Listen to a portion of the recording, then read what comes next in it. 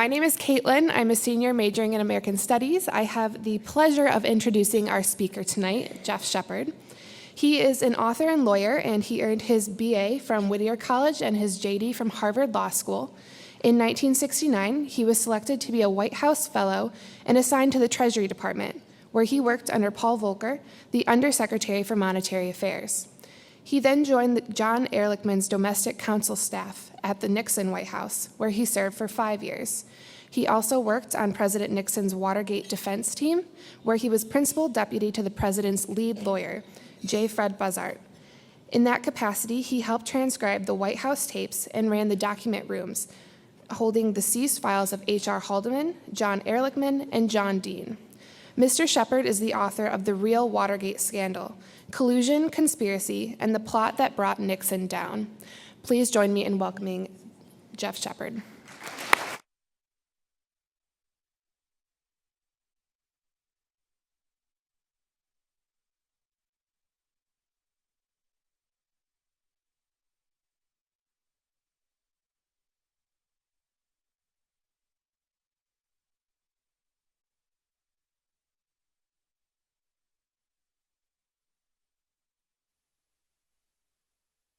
I came out on Sunday morning and I heard the previous three speakers, and after each speaker I went back and changed my presentation. So we don't know what I think until you hear what I say. But I've really enjoyed my time. This is my first time to Hillsdale, but I feel very welcoming. And it's like I've been here before, but let me tell you why. Because the college I went to is very similar to Hillsdale. A small liberal arts college, 1,500 people, located in a rural area, founded by a religious sect that was big on education and really against slavery. And that, of course, is Whittier College. Dick Nixon went to Whittier, so did I. And John Greenleaf Whittier, in case he was among the most popular poets in the 19th century. But you picture him as this old man with a beard who wrote a 29-page poem about snow in New Hampshire. But when Whittier was a young man, he was a founder of the Abolitionist Society. And he wrote fiery poems against slavery. And they burned his offices in Philadelphia. Very, very controversial. But he wouldn't be silenced. And the Quakers wouldn't be silenced about their views against slavery. So this is very familiar to me. I liked when I went to college, and I certainly like it here. In fact, there's in our main administration building, there's a quote from John Greenleaf Whittier that says, "Early hath life's mighty question thrilled within the hearts of youth, with a deep and strong beseeching, what and where is truth?" And that's what Hillsdale asks. We want our students to get to know the professors, to make friends that last forever, and we're here in pursuit of truth. What is right? What is moral? What is true? So I'm really pleased to be here. Now, our first year, we had a mandatory semantics course. We didn't teach English, we taught communications. And amazingly, the gentleman who taught our communications course also taught Richard Nixon 30 years before. He was a young man for President Nixon, a little older for me. And we devoted our entire time to studying two great works of literature. Okay, one semester was devoted to Moby Dick. And perhaps the great American novel. And it opens, Call Me Ishmael. Okay? The other semester was devoted to the study of Hamlet, the greatest play by the greatest English playwright. And Hamlet ends with a very, very interesting quote. Hamlet's lost his girlfriend and his kingdom and is now about to die. Because of the treachery of his uncle, and he's dying in the arms of his best friend, Horatio. And he says, "O God, Horatio, What a wounded name! Things standing thus unknown shall live behind me. If thou didst ever hold me in thy heart, absent thee from felicity a while, and in this harsh world draw thy breath in pain to tell my story. Okay? I lived through Watergate, beginning to end. For tonight, I am Horatio Ishmael. I'm going to tell you, I'm the only survivor from the inside. Everybody else has passed away. I'm going to tell you the inside story of Watergate. In case there are any snowflakes in the audience, which I doubt, there's a trigger warning. What I have to tell you is not what you've been told about Watergate. Okay? Now, the audience is kind of bifurcated. Half of you remember Watergate. You probably watched the Ervin Committee hearings, and everybody else did, and watched the administration go to pieces. The other half of you, mainly the students, weren't even born. So you know the word, but you don't really know what the background is. But don't let that trouble you. Don't worry that you don't know much about Watergate, because everything these other people know or think they know is wrong. It's wrong. They've been told the incorrect stuff. In fact, you might even think of it as false news. I mean, you wait and see. You wait and see. Why do I know? How can I stand up here and say I know? Because I was there. I was there throughout. I went from bucolic Whittier, which I really adored, to Harvard Law School. Harsh, cold, demanding. Alan Dershowitz was my criminal law professor. If you've seen The Paper Chase, the story of the first year at Harvard Law School, I was the kid who got wiped out by the evil professor. I mean, this was a real challenge, but I survived. I graduated with honors. And while I was there, while I was in law school, Dick Nixon got elected president. So I liked him. We were classmates. But I had no interest in government. I didn't want to go to Washington. Nothing worked in Washington. I was raised to believe that the government was wrong. You know, whatever it tried, it messed up. But since this was an alum, I decided I'd go help. I mean, you know, we're both from Whittier. And I applied for a White House fellowship. And I won. So I got to go as one of 15 young Americans to go to Washington to study the executive branch for a full year. And I was 24 years old, right smack out of law school, probably one of the 2 or 3 youngest fellows ever chosen. And then after that, I was asked to join the domestic council at the White House.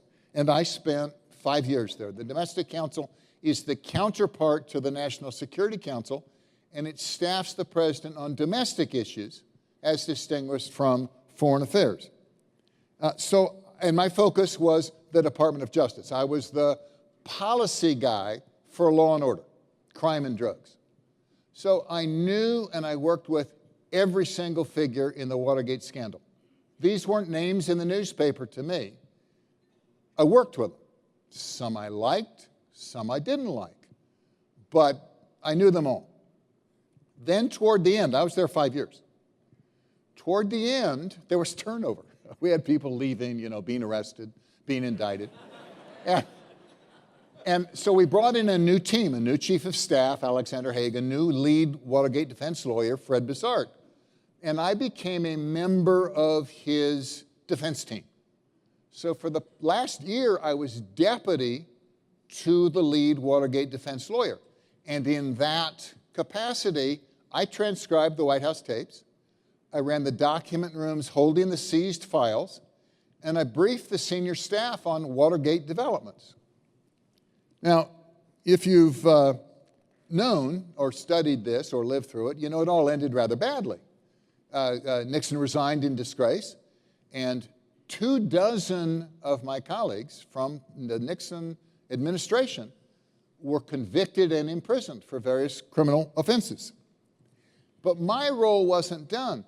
Because I ran the document room and I produced, under subpoena, documents that the special prosecutor wanted, I had to testify in trial for them to be introduced. So I was a witness for the government in the Plumbers trial and subpoenaed to be a witness in the Watergate cover-up trial.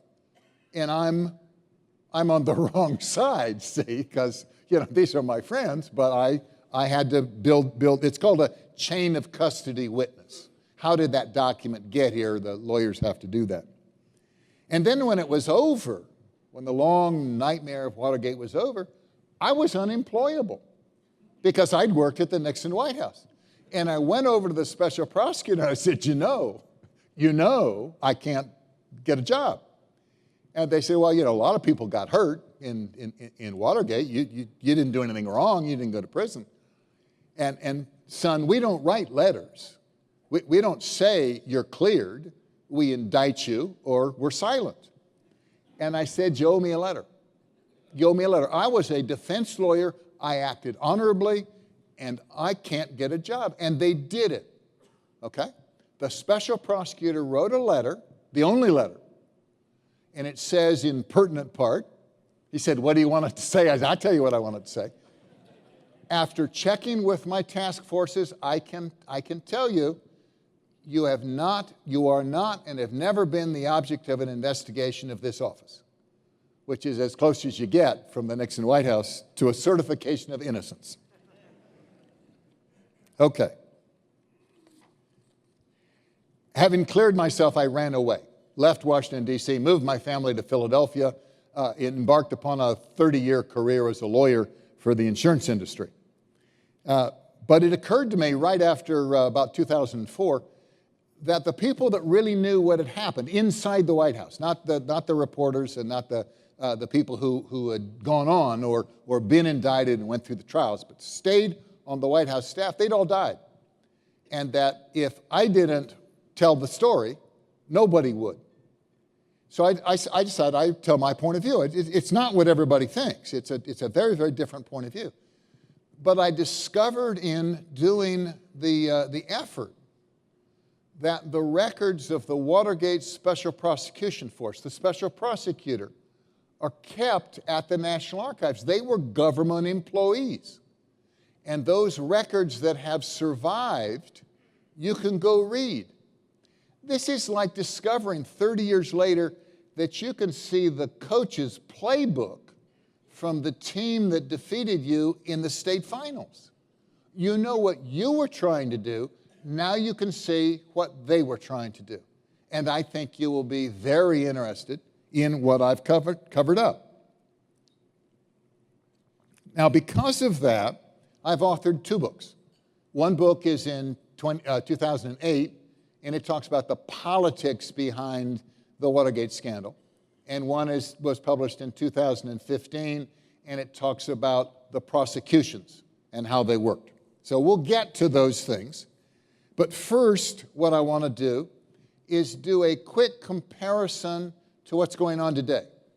I used to say in these presentations, there was a ending of an election, an undoing of an election. And if we don't recognize that, it could happen again.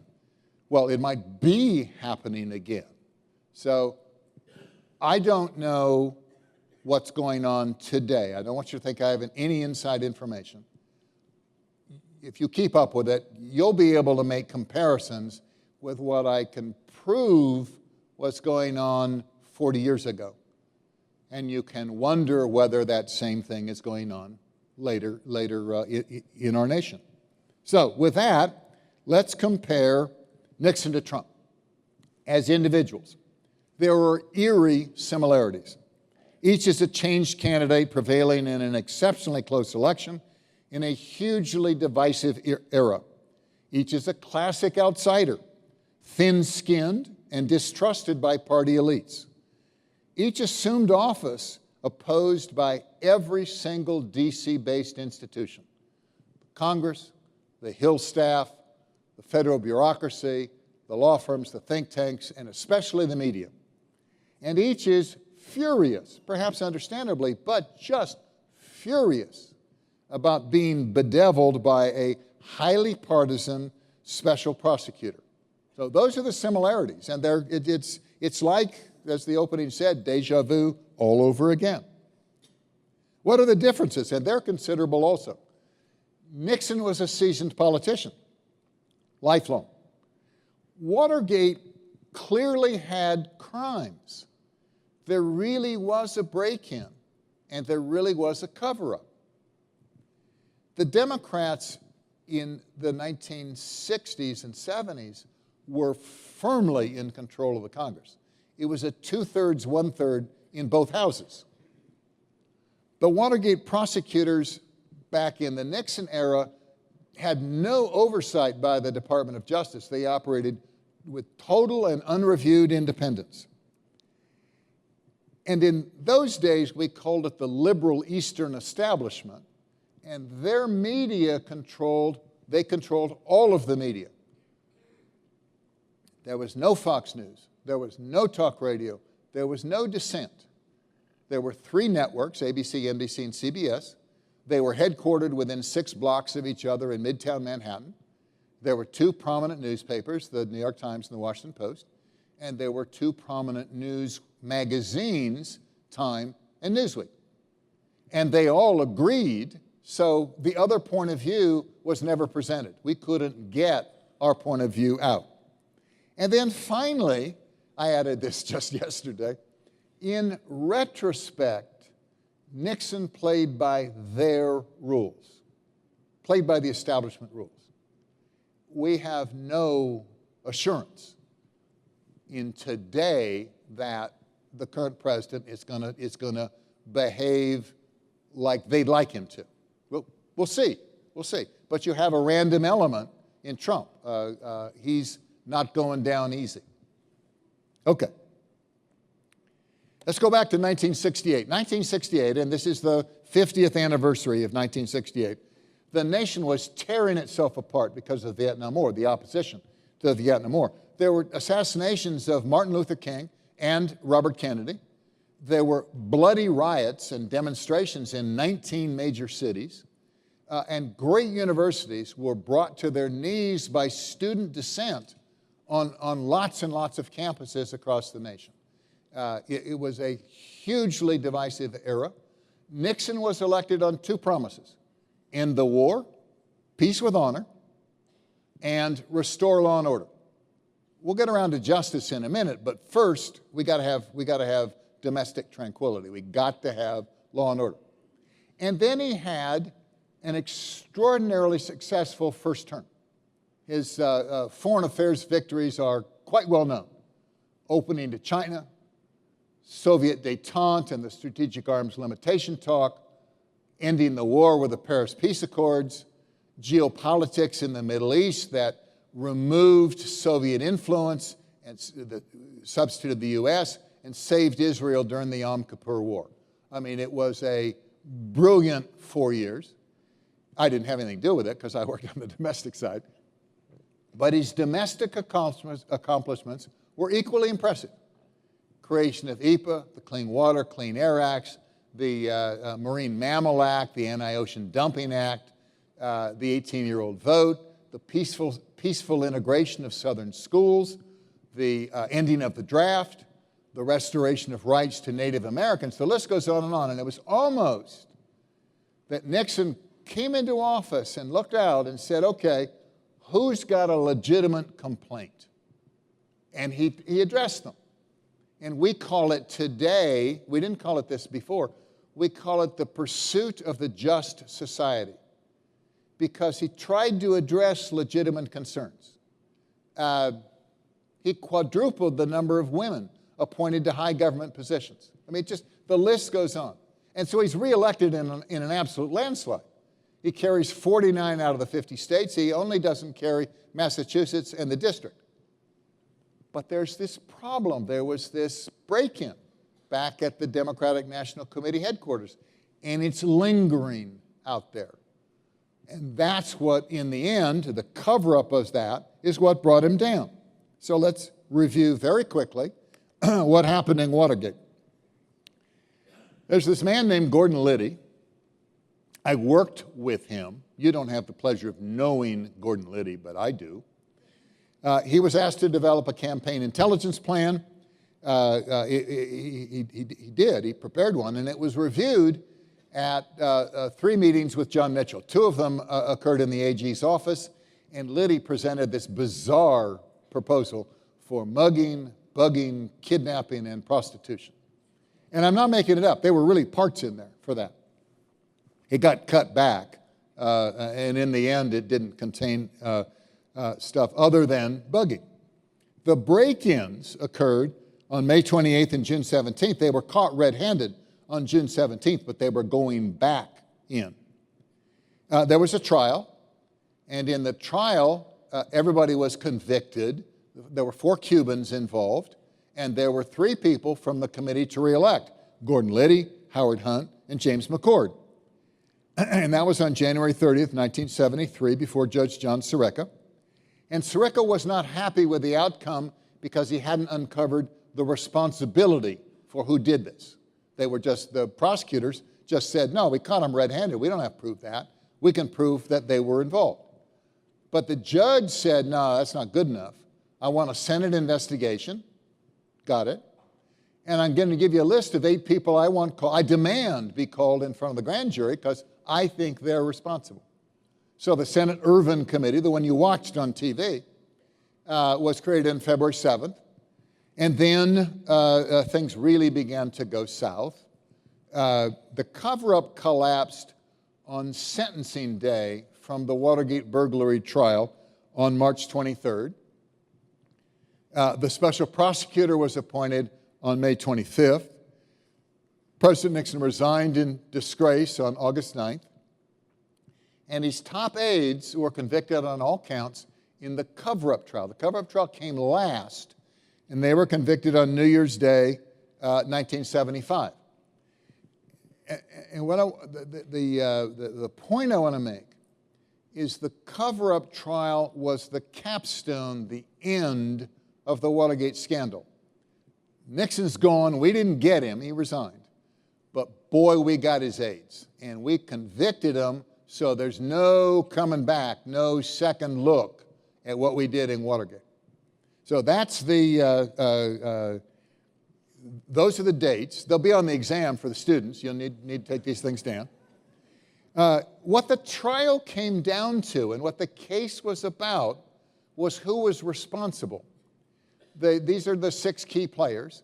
The row across the bottom are the soldiers, the people who got their hands dirty, who committed the crimes.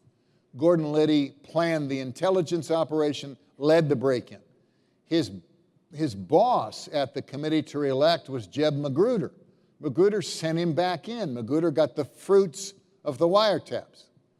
And the guy who hired Gordon Liddy, worked with him on developing the campaign intelligence plan, had been present at the meetings in the Attorney General's office when they were discussed, was John Dean.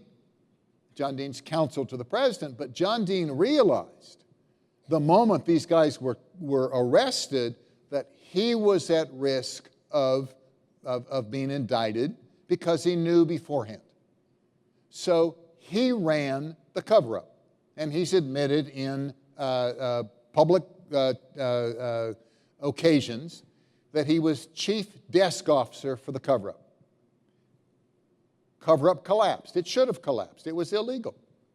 The question is, were the people across the top knowledgeable and responsible for directing the cover-up? There's a special place in John's book where his lawyer says, you know, John, you got to talk to these prosecutors. And John says, I don't like them. He says, well, they think you're guilty, John. And unless you start talking conspiracy, so you're a path to higher-ups, they're going to convict you. So John's story changes, and we'll get to it. He comes in saying, I can tell you who was responsible for the break-in, and then he changes over the course of his meetings with prosecutors to say, those superiors, the guys across the top row, they were directing me. And of course, they are John Mitchell, the Attorney General, Bob Haldeman, Nixon's Chief of Staff, and John Ehrlichman, my boss, head of the Domestic Council. The jury believed John Dean. They convicted the top row of all counts. And after the smoke cleared on the cover-up, those were the only 3. Others who were indicted were separated out or reversed on appeal or something else. But when everything was done, these 3 guys, conspiracy to obstruct justice, obstruction of justice, and perjury. And their thing stood for 30 years until I came along and I discovered documents that are terribly, terribly embarrassing. So to summarize what I think the Watergate Special Prosecution Force did, we have the next slide. They were, as all special prosecutors, we'll hear more tomorrow, they were a specially recruited group of people. The people that were recruited all tended to come from the Ivy League, and their leadership came from the Kennedy-Johnson Department of Justice. They met secretly with Judges Gazelle and Sirica to work things out in advance of trial. I can show you a dozen meetings where they met secretly. You don't have to be a lawyer to realize that's a no-no. You can't do that. You can't go sidle off in the corner with the judge, but they did. They indicted Republicans on relatively flimsy evidence, but ignored Democrats on hugely difficult or challenging evidence. And the records are there to find them.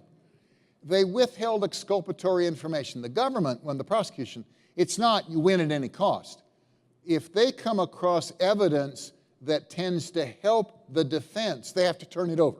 It's called the Brady Rule. But these prosecutors didn't do that. I'm going to show you some evidence that they declined to turn over.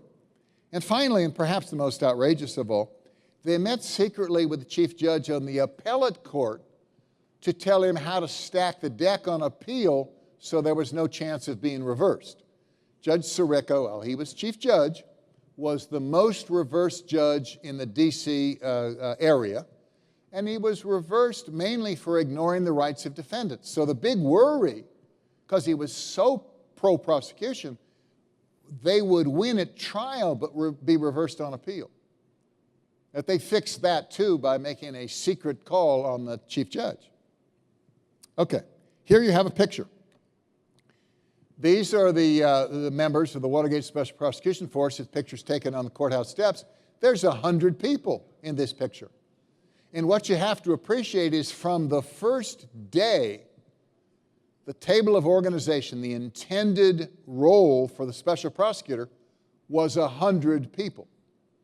Okay? They set out to investigate every single aspect of the Nixon presidency. They announced at their first press conference that they would investigate everything, not just Watergate, everything about the Nixon administration. So we weren't told this. They started dribbling out hires and they stopped announcing them.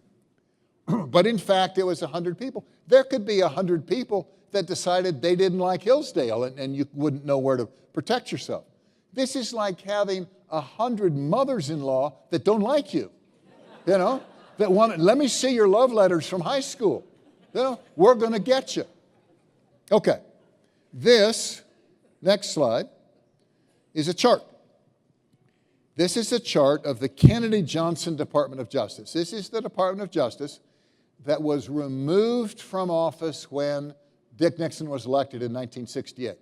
I know you can't read the names, don't worry. The students, the names are on the exam, so you know, get a hold of this slide. If they're shown in red, and there are 17 names shown in red, those were the top 17 lawyers in the Watergate Special Prosecution Force. What they assembled was the old Department of Justice that was removed because of the election, that was now in charge of unlimited investigations of the Nixon administration. Strange. So what did they do? This is the political side of what the Special Prosecution Force did. They postponed their investigations of Watergate. Watergate was solved. That's why people had to resign. That's why Elliot Richardson was brought in as the new Attorney General. That case was already made by the career prosecutors. But what the Watergate Special Prosecution Force did, this political force recruited to get Nixon, they launched partisan investigations designed to destroy the Nixon presidency. They set out to cripple the Republicans' financial advantage. Republicans used to have far more money for elections. They sent IRS agents and FBI agents to interview 150 major Republican donors to an election that was held in 1970. Nothing to do with Watergate. Well, I got to tell you, if you were a major donor and the FBI came to say, well, tell us about that money, where did that come from? You wouldn't be so eager to give money next time around. And they effectively stopped the Republican advantage on money. And then they investigated, and there are files that prove this, every single potential presidential nominee from the Republican side for 1976. Now I'm going to give you a couple of examples. Jerry Ford is the first guy to become vice president without an election. So he had to be confirmed by both the House and the Senate, and there was the most exhaustive FBI background check of any individual because he was going to become vice president. He might become president. The Watergate Special Prosecution Force got a copy of that, and any questionable thing that was raised about Jerry Ford got leaked. Jerry Ford, when he became president, picked Nelson Rockefeller as his vice president. Mr. Clean. Had nothing to do with Watergate. The Watergate Special Prosecution Force immediately launches an investigation of Nelson Rockefeller, and it's in the records. And the allegation was Nelson may have given some money to McGovern to help McGovern become the Democratic nominee. Happens. He may or may not have done it, but in the record they're showing waking people up at midnight to go get them to open a safety deposit box where these records might exist. Then if you recall history, Jerry Ford decided not to run in '76 with Nelson. He substituted instead Bob Dole. Sure enough, the Watergate Special Prosecution Force launches an investigation of Bob Dole. And it leaked. There was rumors about the use of campaign funds. And there's a very bitter letter in the files where Bob's lost. Bob, and you may not know this, but Ford lost in '76 to Jimmy Carter. And Bob Dole writes after that to the Special Prosecution Force saying, can I have my records back now? Because you've seized all my campaign finance records since I was in public office. And then finally, they investigated Ronald Reagan. Okay? Reagan is governor of California, wherever California is, 3,000 miles away from Washington, and there's a memo. There's not a file on it because they destroyed the file. There's a memo where the guy is explaining to Jaworski what they think they may get on Ronald Reagan. Now, you talk about abuse of power. Lord Acton was right. Power corrupts. And that record in these files shows what kind of corruption occurred within the Special Prosecutor's Office. Now, we complained, you may recall, Trump complains, and says, look, these guys are all political. This isn't a fair investigation. So the Watergate Special Prosecution Force sends a public letter that says, no, we're all professionals. Nobody here is out to get you. This is all on the up and up. Worry not. We're lawyers. And I came across a memo in their file, confidential memo, from Leon Jaworski to his deputy that contradicts that. This is fun. Whoop. There we go. This is Jaworski's memo to his deputy, and I've pulled it out of but it's a full quote. Let me address myself to the general tenor of your memo, which reflects an attitude I've discussed with you before. The subjective conviction that the president must be reached at all cost. Now, Nixon can't be indicted. He's the sitting president. They're supposed to be after crimes and not people. But the whole 100-man staff, 100-person staff, is aiming for Nixon. They're going to get Nixon at all cost. And then down a little bit further, he says, it's not even worth meeting with you people because you work, this is his own staff. You work stuff out before you come to see me. So, and it's in red at the very bottom, it's too late to get objective opinions from you. I'm going to have to make these decisions on my own. You can't make this stuff up. This is a memo to his own staff saying, I can't work with you, you're too biased. Of course, we didn't see this memo during Watergate. So, our Constitution is built on the idea that you get a fair trial. Most Americans would agree, no matter how heinous the crime, no matter how despicable the defendant, you get a fair trial. Then we hang you, but you get a fair trial. What are the elements from the Fifth and Sixth Amendments that we might discuss today? Well, you get a fair and objective judge. You can't have a judge who's sitting with the prosecution. You get prosecution that's nonpartisan, that is following the same rules they apply in other cases. You're promised a jury trial, a jury of your peers that's untainted and unbiased. And you get an automatic right of appeal. In the federal courts, automatic right to the appellate level. None of these conditions prevailed in Watergate. None of them prevailed in Watergate. And I'm going to show you some examples. In the center of my bullseye is a picture of John Sirica. He's appointed himself to be the trial judge of both the burglary trial and then the later cover-up trial. Around the clock are the people he met secretly with to work things out. Leon Jaworski, we've got a lot of examples of that. Going clockwise, Edward Bennett Williams is the lead lawyer for the Democratic side, a great trial lawyer. Now, they'll tell you that Sirica was appointed by Eisenhower, so how could you complain? But Edward Bennett Williams is his career mentor. They are so close that he's named Edward Bennett Williams and his wife as godparents of his daughter. They meet all the time. Down at the bottom is a guy named Clark Molinoff. You don't know the name. He's the lead Washington reporter back in that era who just hates Richard Nixon. And he brags in his book about meeting several times with Sirica and convincing Sirica to use the trial as a search for truth. And then he says, of course, I wrote supportive articles, news articles about this. Bottom is Earl Silbert. Earl Silbert is the original career prosecutor. He's a great guy. He's here because Sirica sought him out to instruct him on how Sirica thought he should present the case. Very odd for a judge to do that. Archibald Cox, the original special prosecutor, met with Sirica. We don't know what was said, but 2 times the press reports it. Sam Dash was chief counsel of the Irvin Committee. He would go down and talk with Sirica. Why not? They were teachers at Georgetown. I was in a panel at North Carolina last fall, and one of the people, the top aide for Senator Irvin, said, he was on the panel, and he said, you know, Sam Dash went down and saw Sirica all the time. He invited me to come along, and I said, we shouldn't do that. He said, oh, it don't matter. I got stuff I want to tell him. And then finally Leon Jaworski, and we'll get a little bit more to Leon. This is not how trials are conducted. So here are 3 memos. They're difficult for you to read.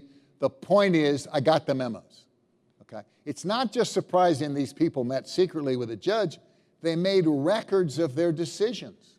So this is a letter written in late December from Jaworski to Sirica, and we're only concerned with the opening sentence.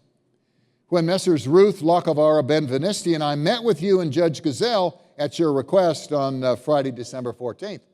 Roll that one around in your mind for a little bit. The 4 top prosecutors go meet with the 2 judges that are going to try the Watergate cases. It doesn't matter what they discuss because we don't know. There's no record of that. But I can tell you this, 3 days before this meeting, Sirica had given the prosecutors a key tape, a key Watergate tape, what John Dean is called the cancer on the presidency meeting, where Dean comes in and tells the president, oh, by the way, there's been perjury, there's been a cover-up. And he turned that tape over 3 days beforehand. You read the books written by the special prosecutors, and they describe how appalled they were at this tape. So in my mind, I have no proof, in my mind, that's what they were talking about.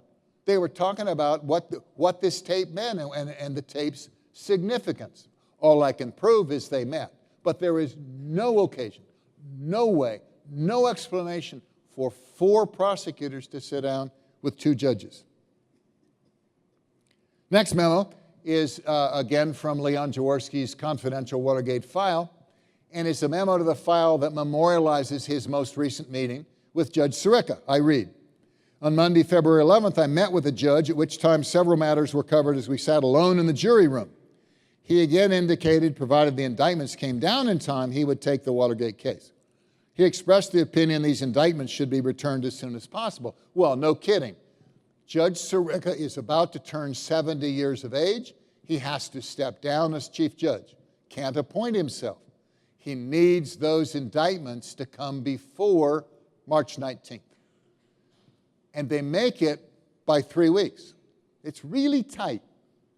And it's a deal between the prosecutor and the judge. They'll bring the indictment in a timely way so the judge can appoint himself to preside over the trial. Last memo for today. This is another confidential memo. March 1st is the date of the indictment. Jaworski goes into Sirica's chambers before the indictment, before the hearing, to rehearse how they're going to handle this. And what Jaworski says is, I told the judge I would move for special handling of this case because that enables the judge to take it out of the rotation, the random assignment of a judge, because the prosecutor said, well, this needs special handling. Sirica can appoint himself, which he does later that day. And then they meet after the indictments have been handed down to talk about what else they need to cover. This is incredible. Now, this stuff was covered up for 40 years. This stuff just came out within the last couple of years because Leon Jaworski took his files with him when he left office. Took them back to Texas, finished his career, gave them to his alma mater. Give your papers to your alma mater. And then the alma mater took its sweet time making them available. So we couldn't have known this in a timely way. There's a completely separate set of papers from another prosecutor who went back to Harvard. Same situation. Harvard just opened those papers after my book was published. And they record the same thing. Jaworski would come back from his meetings with Sirica and tell the senior staff what they'd agreed to. Okay, we're going to change topics for a second.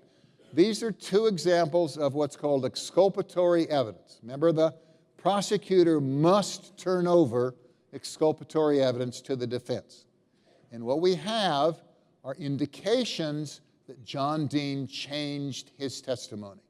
Came in saying, I can give you the burglars and who supervised the burglary, changed to, there was a conspiracy, I just did what I was told. Here's the first example.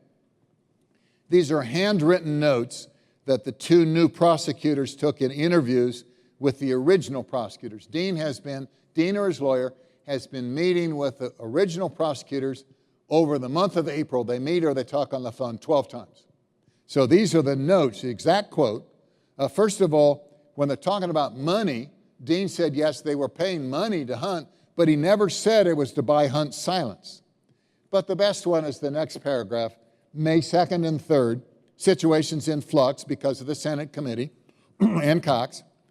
Dean becomes antagonistic to Ehrlichman and Haldeman, whereas before he had given the impression that Haldeman was clean and was restrained as to ease involvement. Now, when he comes in the beginning, he doesn't even mention them. You know, Haldeman's clean, Ehrlichman's hardly involved, but then it evolves into, I was doing what they told me to do. This had to be turned over, but it wasn't. With regard to President Nixon, on May 3rd, Dean began focusing on President Nixon. He retains criminal counsel at the beginning of April. He resigns at the end of April. This is 2 or 3 days after he's resigned. Dean began focusing on presidential involvement, thus dramatically changing his previous stance. You couldn't draft a clearer memo that had to be turned over to the defense. Imagine if you're cross-examining John Dean. John is the principal government witness. Well, this is what you said then, and this is what you're testifying to today. Were you lying then or are you lying now? Doesn't matter. but Dean's credibility is shattered. Okay? Third topic. Dean was the lead government witness. The only path to the senior guys was through John Dean. They needed him, and they needed him to be credible, but he's not particularly credible because he ran the cover-up. He didn't just obstruct justice. If you look at the documents, he rehearsed Jeb Magruder for his perjured testimony. We call that subordination of perjury. He took $4,000 of campaign funds for his honeymoon. We call that embezzlement.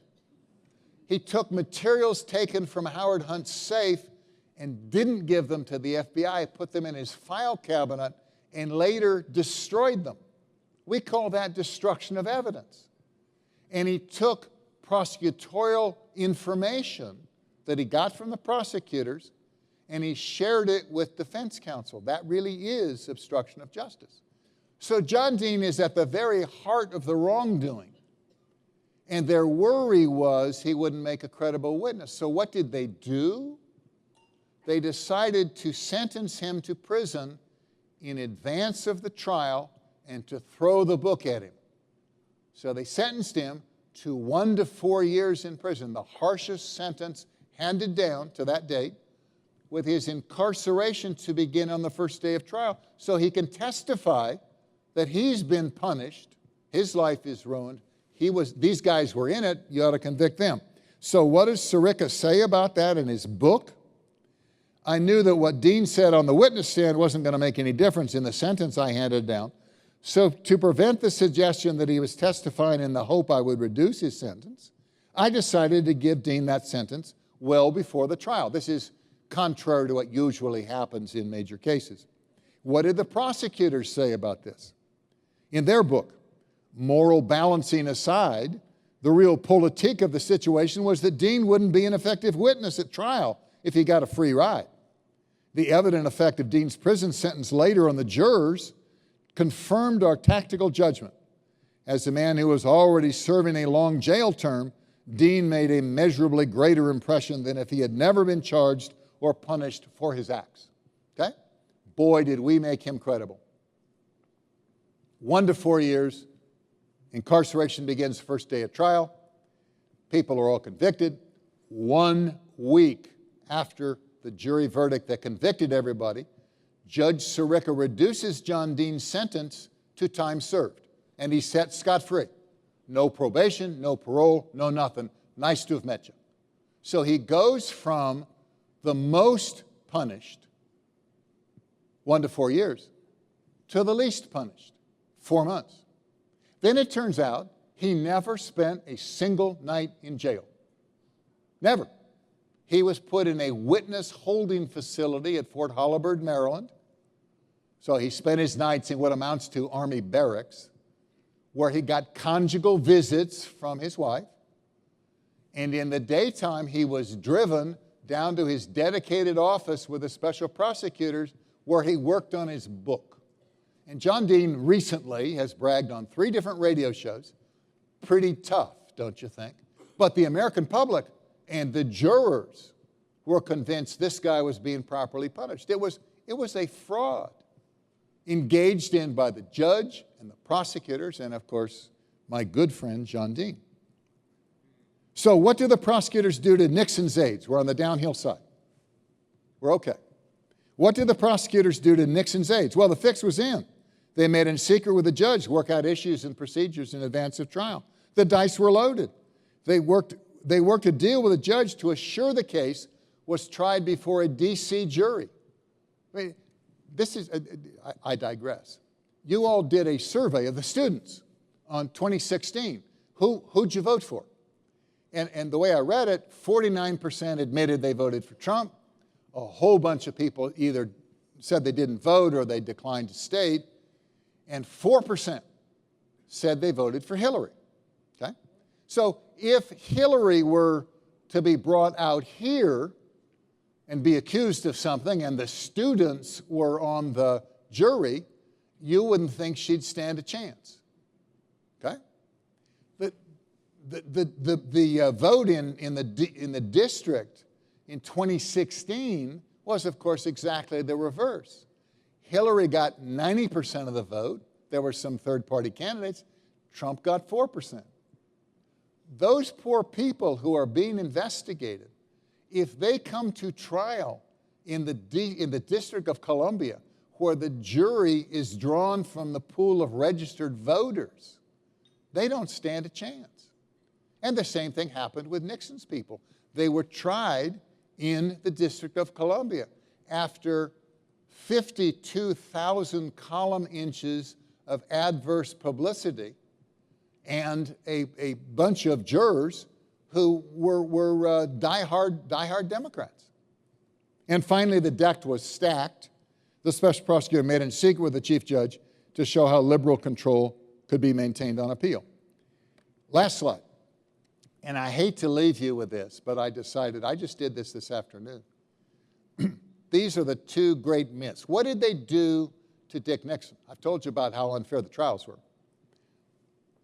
Two Watergate myths, and I'm going to leave you because I can't convince you in the time I've been allotted. It's unfair. Myth number one, the June 23rd tape, which is called the smoking gun, has been misinterpreted for 40 years. It seemed to suggest that Nixon wanted the CIA to tell the FBI not to interview two witnesses because he was trying to stop the Watergate investigation. I thought so too at the time. This is what triggered Nixon's resignation.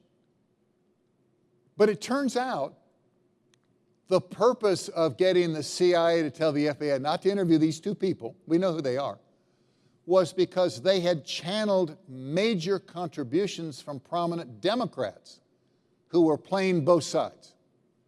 And they didn't want to embarrass those two Democrats. You could say that's a technical obstruction of justice, but there's no criminal intent. And so the reason Nixon resigned, which remember it came out right on August 5th, and then he resigns on August 9th. The smoking gun is simply misunderstood. So how did the special prosecutors get Nixon to be named an unindicted co-conspirator backed by the grand jury? How did the House Judiciary Committee decide Nixon needed to vote to recommend Nixon be impeached? That's the second myth. The tape of March 21st. This is when John Dean comes in and says, you know, there's a cancer on the presidency. Howard Hunt is blackmailing us. He's asked for money before Friday because he's going to go off to jail. And you're going to have to make the decision, and you need to know what's been going on because you don't know what's been going on. So remember Howard Baker's question, what did the president know and when did he know it? The real question is, what did the president do and when did he do it when he learned about the cover-up? And both Nixon and Dean have maintained that Dean gets squiggly, that's when Dean first told him about the cover-up. So our whole battle, our whole effort by the Watergate defense team was what Nixon did on and after March 21st. And what I discovered a year or two ago, the prosecutors concluded that Nixon had authorized the payment of blackmail to Howard Hunt. No witness ever said that, but circumstantially they concluded that was true, and they told the grand jurors, so they named him a co-conspirator. I mean, he personally approved the payment of blackmail. And they told the chief counsel of the House Judiciary Committee. Now, they did both in private, okay? So we didn't know they were making that allegation against President Nixon. And I'm telling you, if we knew, we could have refuted it, but Nixon would never have resigned. Nixon knew he didn't order a payoff of blackmail money.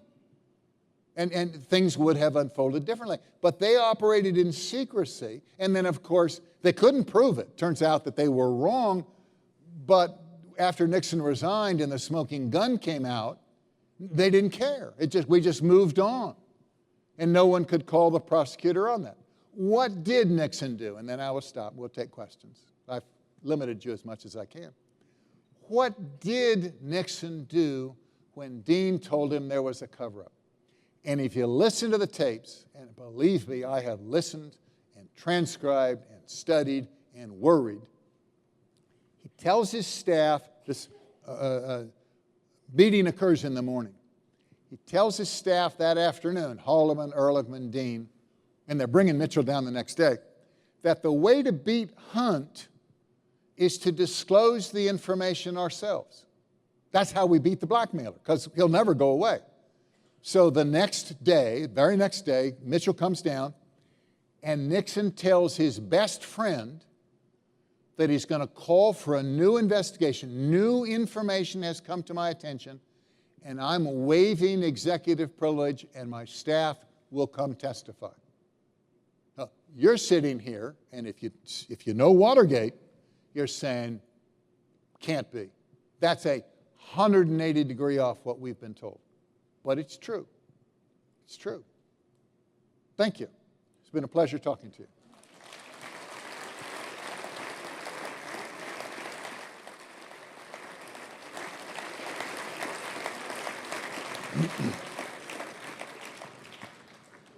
Thank you. Mr. Shepard has agreed to sign copies of his book, The Real Watergate Scandal, immediately following the lecture in the Searle lobby. We now have time for a few questions. Please raise your hand and wait for a microphone to be brought to you.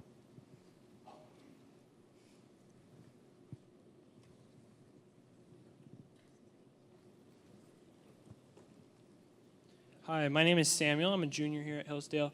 One name you never mentioned is Charles Colson. So I was wondering if in these new discoveries, you discovered any evidence that would incriminate him in any way. Yeah, I knew Chuck. I didn't like him. He was part of the dark side, the campaign tricks and that sort of thing. I was a policy wonk. But his office is right across the hall from me. Of all of the Watergate defendants, Chuck got shafted the worst. He was very prominent in his defense of Richard Nixon. He famously said, I'd drive over my grandmother if it would help Nixon get reelected. But he wasn't that involved in the cover-up. So in the internal review of who we're going to indict, they have a big meeting. And I got the notes from the meeting. And the Watergate task force comes in, and they recommend we indict this, indict this, indict this. And they get to Colson, and they say, well, what's the likelihood of conviction? And they say, well, it's 50-50. He's really a marginal candidate. Now, the standard for the Department of Justice is you've got to have a high degree of confidence you can secure a conviction from a jury that knows everything you know. So Jaworski says, in one set of notes, I'm familiar with the facts. I've met with Chuck. I've met with his lawyer. He's so scared he's going to plead anyway. He's going to come in and work out a deal, so we'll never have to prove it. And in the other set of notes, he says, and this is James Vorenberg, the associate prosecutor. He says, Jaworski says, I'd really like to nail Colson. Okay? So you have a guy who shouldn't have been indicted. This is so important that one of the people in the meeting wrote a memo the next day and said, we can't do this. You understand, Mr. Jaworski, every other senior person in that room, not the task force, but the reviewing force, doesn't think he should be indicted. And this is a violation of justice guidelines that we said we would adhere to. Okay? Now, all copies of that memo were destroyed. One surfaced. I got the memo. It's in the book. So, Chuck founded prison fellowships. You could say, well, in the greater good, greater number, Chuck devoted his life to it. I wrote him a letter 12 years after he'd founded prison fellowship. And I said, Chuck, I thought this was a con when you first started, but you've stuck with it, and here's some money, because I'm embarrassed. And I got a note back. He said, Jeff, you're not the only one that doubted my sincerity. But he spent the whole rest of his life with prison fellowship. Next question. Sir. We now have time for one last question. Fast forward 50 years, are Woodward and Bernstein trying to become relevant again, or what's their deal? Their deal is they never name sources, and they make the most outrageous accusations. And people in Washington know if they don't talk to them, they're going to get trashed in their book. So the lead career prosecutor, Earl Silbert, one of the unsung heroes of Watergate, has said that not a single article that they wrote helped the government, because what they were leaking was information from Mark Felt, the deputy director of the FBI. Woodward and Bernstein were printing what the government already knew and was investigating. We didn't know it, but the prosecutors knew it. Now, you can ask yourself, what kind of investigation is someone who gets a government employee to leak what the government knows and then prints this as some kind of earth-shattering discovery? They've had a wonderful ride, but they don't deserve it. I deliberately took all the time so we could have no questions. Thank you.